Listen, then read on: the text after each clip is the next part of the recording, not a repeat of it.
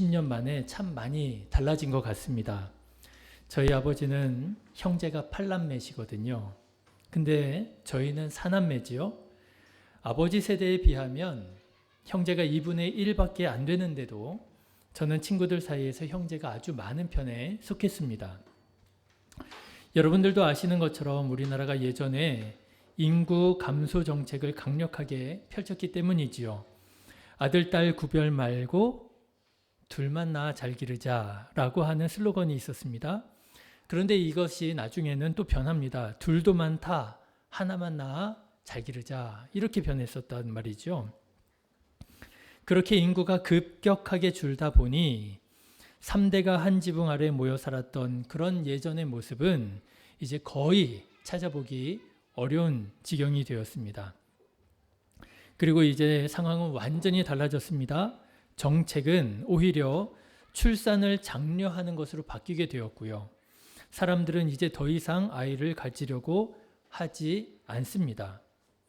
왜냐하면 이제는 정책의 문제가 아니라 의식의 변화가 일어났기 때문에 그렇습니다. 이제 사람들은 형제가 몇 명이든 가족 구성원이 어떻게 되든 별로 중요하게 생각하지 않습니다. 그저 다른 사람에게 간섭받는 것을 극도로 싫어해서 굳이 결혼할 필요를 느끼질 못하고요. 혼자만의 삶을 즐기는 것도 괜찮다, 나쁘지 않다 생각합니다.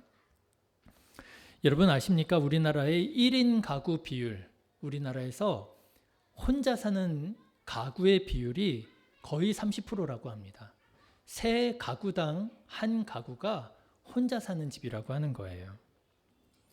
저도 어려서 제 방을 갖는 것이 소원이었습니다. 나만의 공간에서 나만의 라이프 스타일을 지키고 싶었습니다.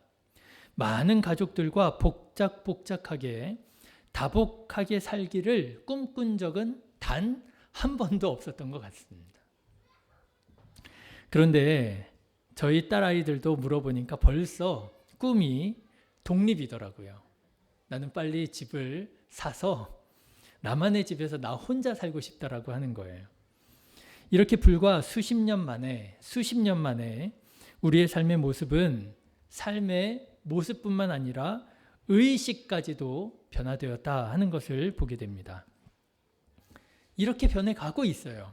그런데 여러분, 성경을 보면 하나님께서는 이런 오늘날 우리의 트렌드하고는 맞지 않는 분이라고 하는 사실을 금방 깨닫게 됩니다. 여러분, 하나님을 보십시오. 하나님은 오히려 정반대로 일하십니다. 자꾸만 사람들을 다른 사람들과 관계를 맺게 하시고요. 그리고 공동체를 이루게 하시더라고 하는 것입니다. 창세기를 보십시오. 하나님께서는 아담을 만드신 후에 이렇게 말씀하십니다. 혼자 사는 것이, 혼자 있는 것이 보기에 좋지 않다. 그래서 하나님께서는 아담에게 배우자로 하와를 만들어 주셨고요. 이것은 곧 무엇을 의미합니까? 사람은 혼자 있는 것보다 같이 있는 것이 좋다, 선하다라고 하는 하나님의 선언이고 판단이라고 하는 것이지요. 그런데 여러분 성경을 읽어보면 하나님의 판단에 의문을 제기하게 됩니다. 왜냐하면 사람들의 모든 문제들이 다 어디에서 와요?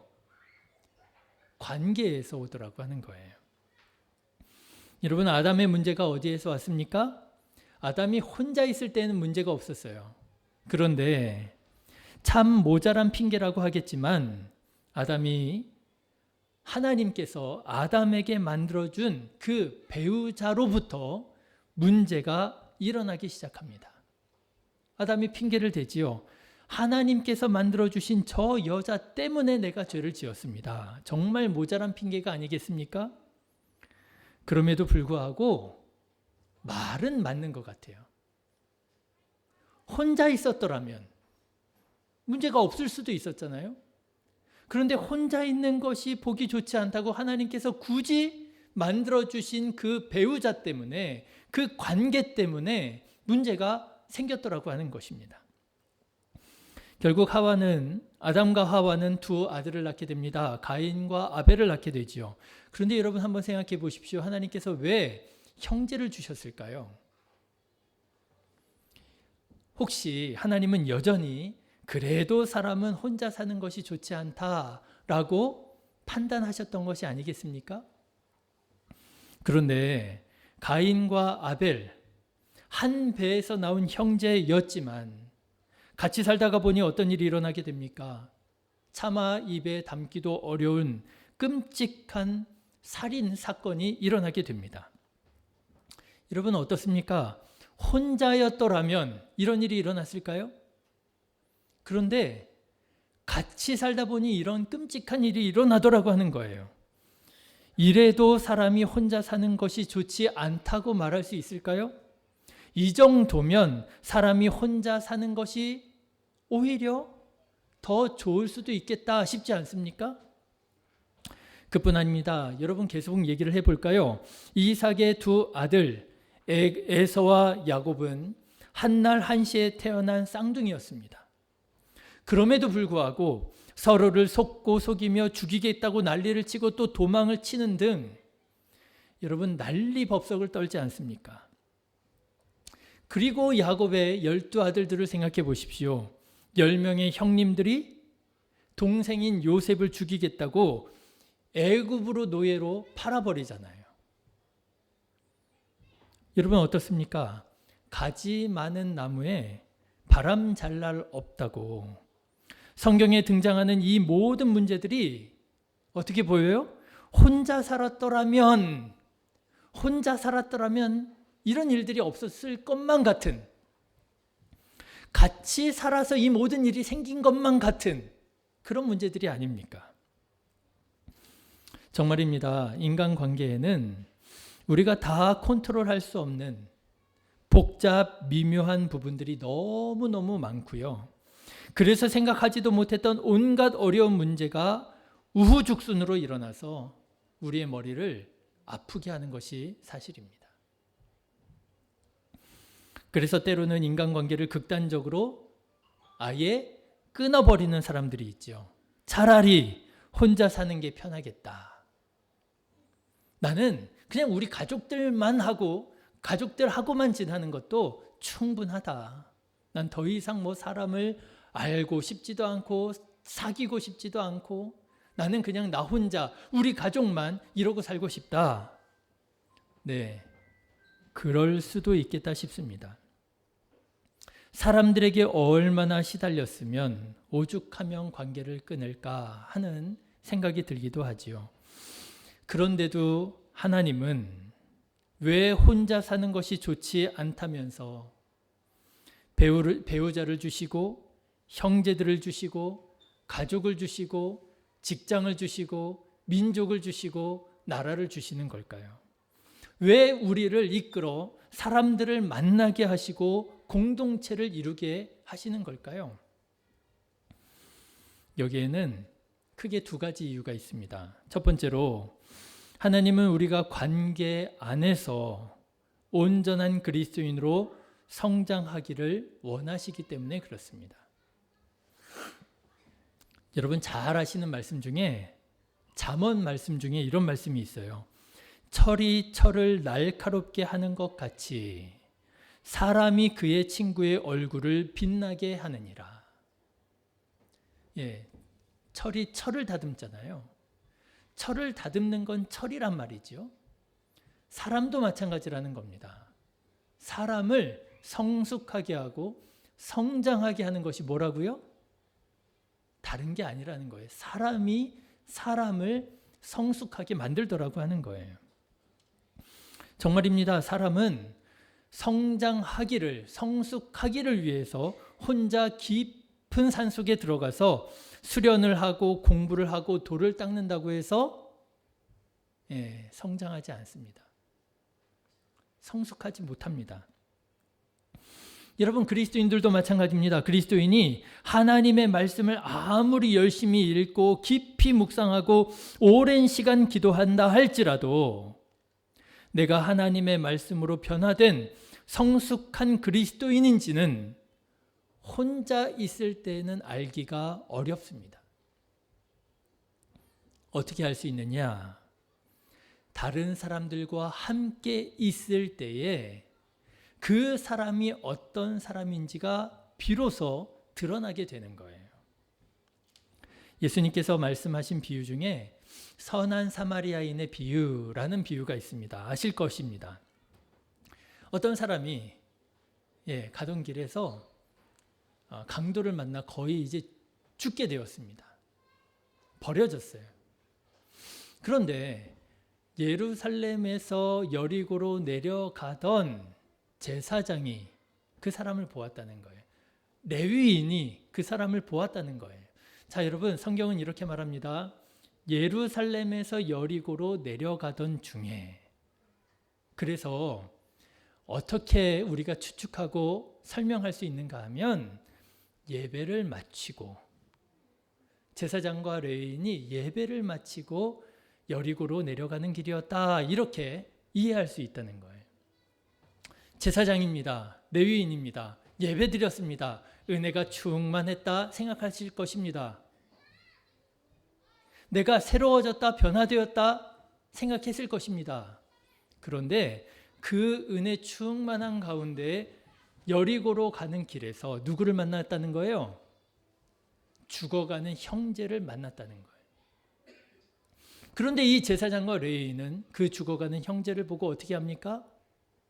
못 본 척하고 황급히 자기의 길을 갔다라고 하는 거예요. 혼자 있을 때는 어떻게 보여요? 은혜로워 보이지요. 주일을 성수했잖아요. 하나님의 말씀을 들었잖아요. 기도했잖아요. 찬양했잖아요. 마음에 감격이 있잖아요. 혼자 있을 때는 어떻게 보여요? 괜찮은 그리스도인 같지요. 그런데 같이 있을 때 누구와요? 강도를 만나 죽어가는 사람을 만났을 때 그 사람의 본연이 드러나더라고 하는 것입니다.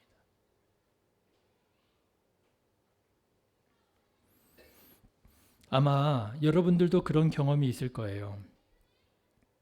나름 괜찮은 사람이라고 자부하는 그런 자부심을 가지고 신앙생활을 하고 이 세상을 살아가던 중에 다른 사람과의 어떤 심각한 문제와 관계 속에서 낯선 자신의 모습을 발견할 때가 있지 않았습니까?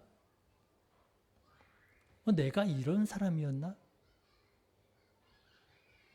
내가 이렇게 속이 좁은 사람이었나? 내가 이 정도도 이해하지 못하나? 내가 이렇게 가벼운 사람이었나? 이 정도 문제를 가지고 내가 이렇게 분노하나? 나 혼자 있을 때는요, 이 정도는 충분히 이겨낼 줄 알았어요. 다른 사람을 볼 때는 왜 저 정도도 이겨내지 못하는가? 때로는 손가락질하기도 했어요. 그런데 내가 그 관계 안에 있을 때, 내가 그 문제 안에 있을 때 비로소 내 진면목을 발견했을 때가 여러분 있지 않았느냐라고 하는 거예요. 여러분, 사람은요, 혼자 두고 보면 잘 몰라요. 관계 안에서 나 자신을 더 정확하게 발견할 수가 있습니다. 그렇기 때문에 사람은 그 관계 속에서 성숙할 수 있고 성장할 수가 있는 거예요. 왜 하나님께서는 우리를 그 탈도 많고 말도 많은 관계로 이끄시느냐? 차라리 나 혼자 사는 게 더 편할 것 같은데요. 아니요. 그 관계 속에서 하나님은 우리를 성장시키시기 원하시기 때문이라고 하는 거예요. 오늘 말씀도 보십시오. 사도 바울은 다른 사람이 범죄한 일이 드러나거든 그 사람을 정죄하기보다는 어디에 중심을 두라는 거예요? 자기 자신을 돌아보는 계기로 삼으라고 말하고 있습니다. 1절 말씀을 한번 보실까요? 같이 읽어보겠습니다. 형제들아, 사람이 만일 무슨 범죄한 일이 드러나거든 신령한 너희는 온유한 심령으로 그러한 자를 바로잡고 너 자신을 살펴보아 너도 시험을 받을까 두려워하라. 아멘. 다른 사람의 죄와 허물을 보고 정죄하는 것은 누구나 할 수 있어요. 삼척동자도 할 수 있습니다. 아니요, 어쩌면 삼척동자가 더 잘할지도 몰라요.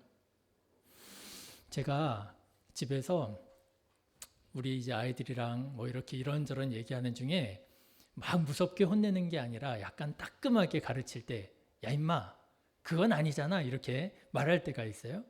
그럼 우리 신원이가 옆에서 우리 아빠가 욕했다 그러는 거예요. 임마라고 했다고 욕했다라는 거예요. 여러분, 다른 사람이 뭔가 실수하고 잘못했을 때 그거 잘못했다고 말하는 건 어려운 일 아니에요. 심지어는 다른 사람을 정죄하는 것이 마치 자기는 의로운 사람인 것 같은 미묘한 쾌감을 주기도 합니다. 그렇지 않아요? 나 자신을 드러내진 않아요. 나 자신에 대해서 말 한마디 하지 않았어요. 그저 잘못한 사람 보고 잘못했다고 얘기했을 뿐이에요. 그런데 거기에 미묘한 쾌감이 있습니다. 내가 뭔가 의로운 것 같고, 내가 뭔가 더 똑똑한 것 같고, 사람들이 사실은 이런 쾌감을 즐기는 것이거든요. 그런데 성숙한 그리스도인은 이 은밀하고 미묘한 유혹을 거절한다는 거예요. 오히려 자기 안에도 그런 죄가 있는지를 돌아보고 자신을 정결하게 하는 기회로 삼는다라고 하는 것입니다. 여러분 3절부터 5절의 말씀 같이 한번 읽어보실까요? 같이 읽겠습니다. 시작. 만일 누가 아무것도 되지 못하고 된 줄로 생각하면 스스로 속임이라. 각각 자기의 일을 살피라. 그리하면 자랑할 것이 자기에게는 있어도 남에게는 있지 아니하리니 각각 자기의 짐을 질 것이라. 여기에서 자기의 짐이라고 번역한 원어는 포르티온이라고 하는 말이라고 합니다. 근데 이 포르티온이라고 하는 짐은 어떤 짐이냐 하면 한 사람의 짐꾸러기를 말한다고 그래요. 한 사람이 가지고 다니는, 이렇게 말씀드릴 수 있을까요? 보짐. 그냥 한 사람이 그냥 가지고 다니는 짐, 포르티온. 바로 그게 짐이라는 것입니다. 그래서 이렇게 해석을 해야 된다는 거예요. 여기에서 사도 바울이 말하는 자기의 짐을 지라고 하는 짐은 하나님께서 그 한 사람에게, 하나님께서 나라고 하는 사람에게 맡기신 직무와 사명을 말한다는 거예요. 다른 사람한테 맡기신 직무가 아니에요. 다른 사람한테 맡기신 사명이 아니에요. 나한테 맡기신 사명이라는 거예요. 이 사명을 감당하라는 거예요. 이렇게 말씀드릴 수 있을까요? 만일 다른 사람이 직분에 충성하지 못하고 사명을 감당하지 못하는 것을 본다면 그 사람을 비난하고 정죄하라고 하나님께서 그 사람을 만나게 하신 것이 아니라 하나님께서는 우리가 나는 내가 감당해야 할 직분, 하나님께서 내게 맡기신 사명을 제대로 감당하고 있는가를 생각하도록 그 사람을 만나게 하셨다라고 하는 거예요. 여러분 혹시 여러분 주변에 못마땅한 분이 계십니까? 그렇다면 비난하기 전에 여러분 자신을 돌아보시기를 권면합니다. 여러분 똑같은 논리로 여러분 자신을 돌아보면 그러면 깨닫는 바가 있을 거예요. 하나님께서는 나에게도 이렇게 많은 은혜와 은사와 직분과 사명을 맡겨주셨는데 나도 참 게을렀구나. 나도 하나님의 부르심에 불순종했구나. 나도 불평했구나. 여러분, 하나님은요, 우리가 어떤 선명한 분별력을 가지고 다른 사람을 정죄하는 것을 관심하기보다 그 관계 속에서, 그 문제 속에서 우리가 조금이라도 보다 성숙한 그리스도인이 되기를 원하십니다. 내가 명철한 어떤 선명한 기준과 분별력을 가지고 네가 잘못했어. 이거는 네가 잘못한 거야. 네가 6대 4야. 이런 걸 분별하는 것을 하나님 기뻐하시는 것이 아니고요. 그 관계 속에서, 그 문제 속에서 나는 어떻게 하고 있는가. 그리고 나 자신이 조금이라도 보다 성숙하고 성장하기를 하나님께서는 원하신다라고 하는 거예요. 사랑하는 성도 여러분, 성숙한 그리스도인이 되기를 원하십니까? 예수님 닮은 그리스도인이 되기를 원하십니까? 그렇다면 관계를 도전하시기를 바랍니다. 관계 속으로 들어가시기를 바랍니다. 그 관계 안에서 예수 그리스도의 말씀에 순종하고 그의 연약함을 비난하는 것이 아니라 사랑하고 용서하고 그가 나보다 낮은 자라 할지라도 그를 섬기시기를 주님의 이름으로 권면합니다. 그러라고 하나님께서 우리를 자꾸만 관계로 이끌어 가시는 거예요. 하나님께서 왜 우리에게 이 탈도 많고 말도 많은 관계로 공동체로 이끄시느냐? 두 번째 이유가 있습니다. 두 번째 이유는 하나님은 우리가 그 관계를 통하여 하나님의 나라를 이루시기를 원하시기 때문에 그러는 거예요. 여러분 오늘 2절의 말씀 한번 같이 읽어보실까요? 시작. 너희가 짐을 서로 지라 그리하여 그리스도의 법을 성취하라. 네, 하나님은요 우리를 우리 자신만을 위해서 부르신 게 아니에요. 우리가 자칫 착각할 때가 있습니다. 하나님께서 나만을 위하여 나를 부르셨다고 생각할 때가 있어요. 아니에요, 여러분. 하나님께서 우리를 부르실 때에는요, 우리를 위해서도 부르시지만 하나님의 목적과 뜻을 위해서도 우리를 부르십니다. 그 하나님의 목적과 뜻이 뭐예요? 바로 하나님의 나라예요. 하나님께서는 아담을 통해서 에덴을 이루시기 원하셨고요. 하나님께서는 아브라함을 통해서 이스라엘을 이루시기 원하셨고요. 하나님께서는 예수 그리스도를 통하여 모든 나라 모든 민족이 구원받기를 원하셨어요. 마찬가지입니다. 하나님께서 나를 부르신 것은, 하나님께서 여러분을 부르신 것은 여러분 한 사람만을 위해서 부르신 게 아니에요. 여러분의 가정을 위하여 여러분을 부르신 것입니다. 여러분의 직장을 위하여 여러분들을 부르신 것입니다. 그것이 우리를 부르신 하나님의 부르심의 목적이라고 하는 거예요. 그런데 하나님의 나라를 이루어가는 게 쉽지가 않습니다. 타락한 사람은 하나님의 나라를 이루기보다는 자기 나라를 자꾸 세우려고 하고요. 그러다가 보니까 하나님의 나라를 망가뜨리고 오히려 너무나도 많은 문제들을 일으키게 되죠. 정말입니다. 심지어는 하나님을 믿고 하나님의 나라를 이루어야 함을 아는 그리스도인들조차도 그 모인 교회에 여러 가지 많은 문제와 상처들이 있습니다. 포장하거나 숨기지 않겠습니다. 여러분 교회에도 정죄를 받는 것 같은 상처를 받을 수 있습니다. 그렇지 않아요? 나는 교회에 가서 은혜 받고, 나는 교회에서 하나님의 사랑을 다시 확인하고, 나는 교회에서 힘을 얻고, 난 그러고 싶어서 교회에 갔는데, 아니 이게 교회에서 뭘 받았어요? 오히려 정죄를 받는 거예요. 왜 그 정도밖에 못하냐고. 오히려 상처를 받는 거예요. 여러분 교회도 나와 맞지 않는다는 생각을 떨쳐버리지 못할 수도 있습니다.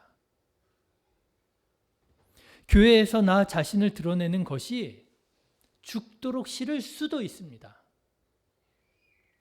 교회에 내가 아무런 기여를 하지 못한다는 자책감에 자격지심이 일어날 수도 있습니다. 내가 그래도 교회에 가면 뭔가 좀 해야 될 것 같은데, 내가 뭔가 하지 못하는 것 같아서 뭔가 자꾸만 스스로 스트레스를 받는 거예요. 자격지심이 일어나는 거죠. 그래서 하나님의 나라와 같아야 할 교회가 하나님 나라 같기는커녕 오히려 불편하고 힘들고 어렵게 여겨지는 일, 수도 없이 많이 일어납니다. 오죽하면 오늘 말씀도 보면 사도 바울은 이렇게 관계를 맺고 공동체를 이루는 것을 뭐라고 말하느냐? 짐이라고 말합니다. 짐인 거예요. 여러분 2절의 말씀을 보면 2절에도 짐이 나오고요. 5절의 말씀을 보면 5절에도 짐이 나와요. 2절에 보면 짐을 서로 나누어 함께 지라고 얘기하고 있고요. 5절에 보면 짐을 자기의 짐을 매라고 그렇게 감당하라고 말하잖아요. 이 짐이 서로 다른 짐이에요. 2절에서 함께 지라고 하는 이 짐은 바로스라고 하는 짐인데 이 짐은 개나리 보짐 같은 짐이 아닙니다. 이 짐은 혼자서는 도무지 감당하기 어려운 무거운 짐을 말하는 거예요. 다른 사람과 나누어질 필요가 있는 아주 어렵고 가혹하고 힘든 짐, 이걸 바로스라고 말합니다. 사도 바울은 말하는 거예요. 우리가 함께 하나님의 나라를 이루어가는 게 마치 바로스와 같다는 거예요. 혼자서는 도무지 감당할 수 없는 어려운 가혹한 짐이라고 하는 거예요. 실제로 하나님의 나라를 이루려고 헌신하고 애를 쓰다가 교회에 실망하고 더 이상 교회를 다니지 못하는 그리스도인들이 적지 않습니다. 내가 교회를 다니면서 사람들 때문에 이런저런 상처를 받고 시험 드느니 차라리 교회를 다니지 않고 신앙생활 혼자 하겠다 하는 분들이 있더라는 거예요. 네, 저는 그 실망감, 그 깊은 상처를 충분히 이해합니다. 목사님이 그 상처, 그 실망감을 어떻게 이해하겠느냐? 이해 못하실 거라고 생각하시겠지만 아니에요. 아마 교회로 인한 실망감과 상처에 대해서라면 목사의 아들로 자라서 목사가 된 저보다 더 큰 실망감과 상처를 받은 사람은 아마 없으실 거예요.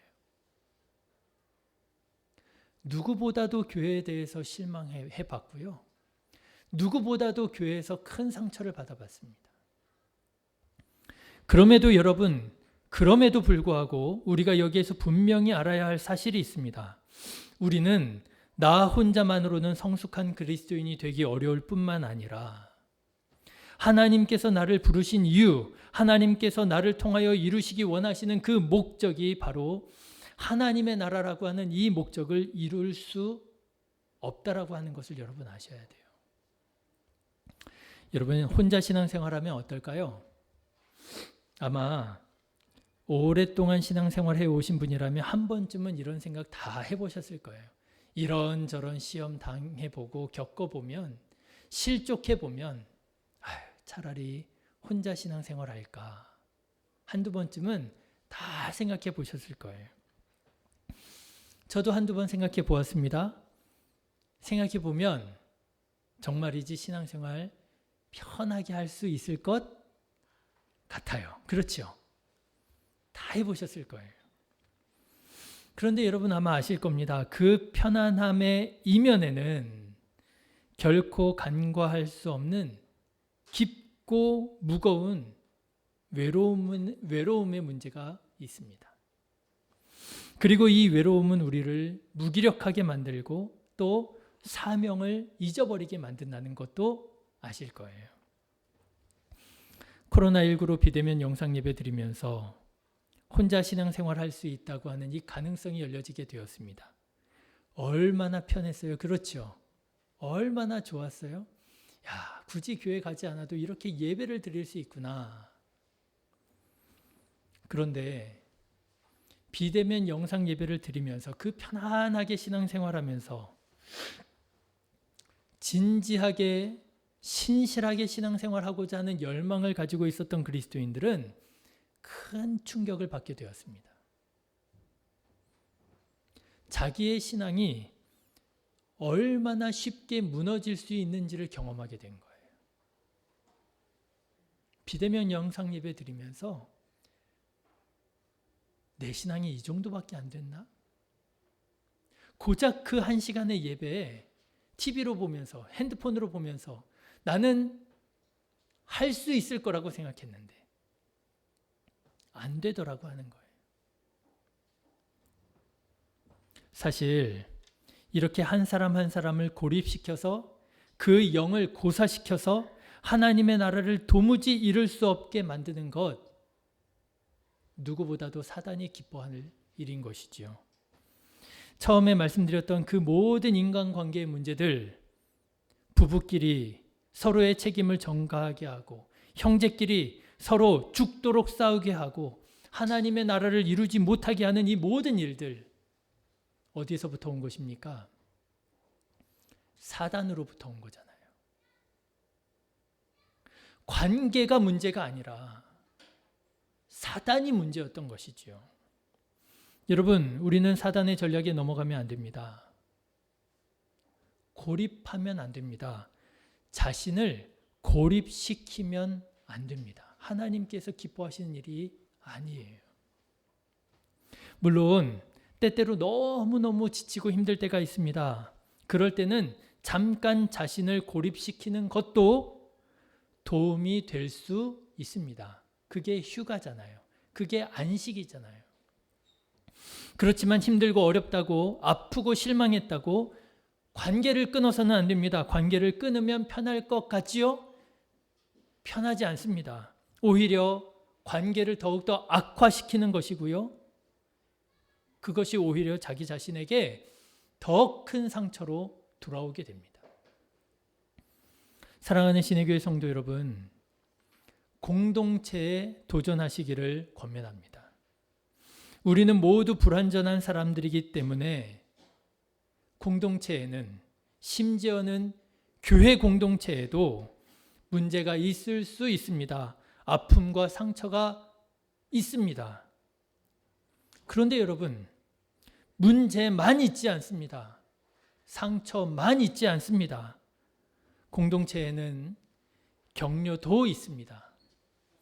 헌신도 있습니다. 성장도 있습니다. 기쁨도 있습니다. 아픔과 상처 때문에 이런 것들까지 같이 포기하지 마십시오.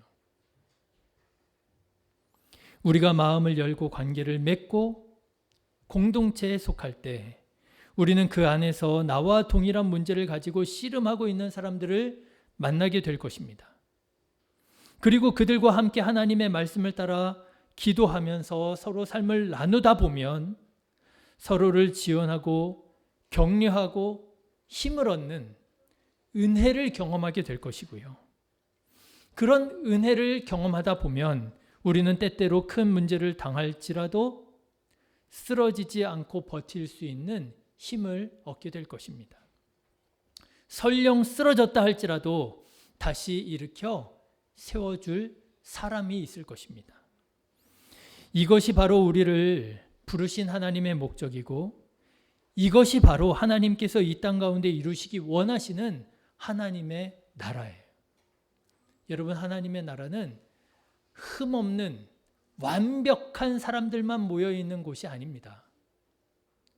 하나님의 나라는 흠이 있고 불완전한 사람들, 그 사람들이 모여서 서로의 연약함을 비난하고 삿대질하는 것이 아니라 서로의 연약함을 덮어주고 도와주고 섬겨주는, 바로 그것이 하나님의 나라인 것이지요.